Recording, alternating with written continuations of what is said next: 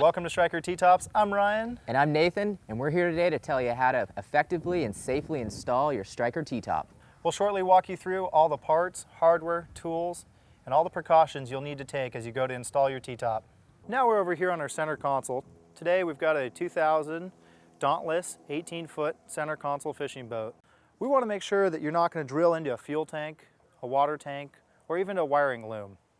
Today we've contacted our dealer to find out where the fuel tank is. We found out that our fuel tank is under the center console, back aft a little bit. So I think we're all right to go ahead and drill here.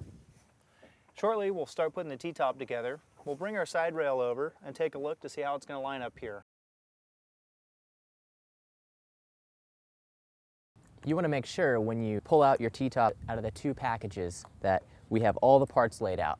So that way you know which piece goes where, and it makes installing easy.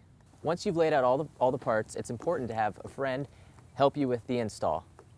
Well, today we've got some stuff that I'm going to recommend. It's Lanacoat. It's made by our friends over at Forspar. What this is it's a little bit of a sealant that goes on the threads of the bolts. And with having a stainless bolt going into aluminum, over time it will corrode and it'll maybe not be able to come back out. You know, we do offer and recommend that you use Loctite on certain steps of this, and we'll show you where that's necessary. Lanacoat. Just put a little bit on your finger. Just kind of rub it on the threads here. I'm going to pass this over to Nathan, and I'll have him start putting it together. Now I'm going to assemble the cross member into the side rail.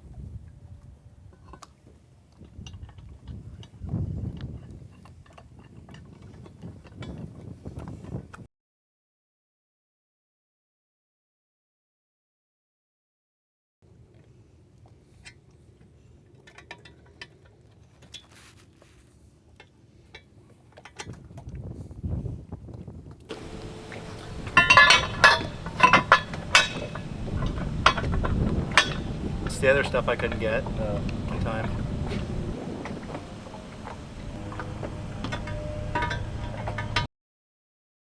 Now that we have our side rail put together, we want to go ahead and line it up with the boat so we can start seeing the placement, where it's going to line up, and start measuring for our install.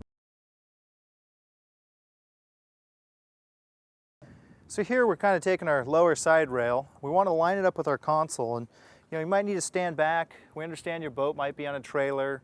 It might be on a different plane, a different surface. So you want to make sure that you look back at the boat. Maybe have a friend hold it while you take a minute and look at this, and take a look and make sure that, on this console it just happens to fit so nicely with the lineup here is pretty nice, and the lineup up front here. It just happens to be that his door even works on this one. Let's go ahead and talk about taking our measurements, Nathan. Okay, what you're first going to want to do is make sure you have enough room to include your standoffs here. Looks pretty good, don't you think? It looks great. Let's go ahead and mark this. So while Nathan's going ahead and marking this, what you want to do is mark the 4 holes, and it sometimes helps to take the Sharpie and mark and trace all the way around the foot. So if you ever had to pull it off, it helps you line it up real easy. All right, now that we've got that taken care of, we're going to go ahead and lift this out. We're going to go ahead and we're going to take some measurements off the back of the boat and a couple other places here so that we can transfer this same placement over here to our starboard side. And that's going to be really key here. You want to make sure that you get these 2 side rails mounted symmetrically, because if you get one mounted slightly ahead of the other, your top might look crooked. So let's go ahead and take some measurements here. I'm going to mark 52.5 and put an arrow. Looks like we're right at 16 inches off the side here. So I'm just going to go ahead and mark that so that we can go ahead and take these 2 measurements. We'll go ahead and we'll transfer them over to our other side, and we're going to make sure that this all looks right. All right, let's talk about back here where we just took our measurement from. It's kind of an uneven surface here because this acts as a storage box and a cooler so that the water will drain. Sometimes it's real easy to take a nice piece of wood that's really straight.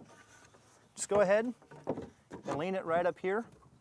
It allows you to put your tape measure right against it and have an even surface, so that when you go ahead and you're moving over to your starboard side, transfer it, you can go ahead, slide your piece of wood over, and you should have the same amount of distance to the aft part of the lower leg there.